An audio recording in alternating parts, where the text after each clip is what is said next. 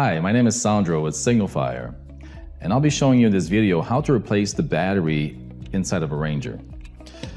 So first, you're gonna have to disconnect the battery.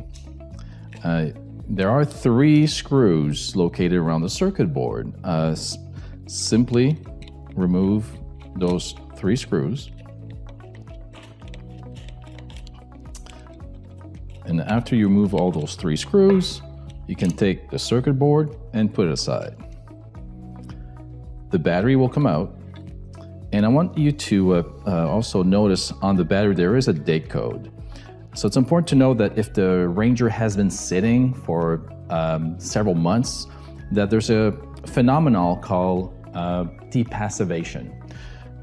So the battery may become passivated, and therefore just simply connect the battery and then let the Ranger boot a couple times. It may take 20-30 minutes to depassivate the battery.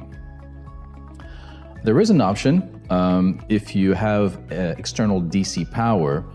We do have a DC to DC module that you simply insert in the battery compartment of the Ranger and connect it to where the battery input is located on the circuit board. So this gives you the option of having external power, and if you do have available of DC power nearby, instead of using the SignalFire battery. So this is how you replace the battery inside of a Ranger. Thank you.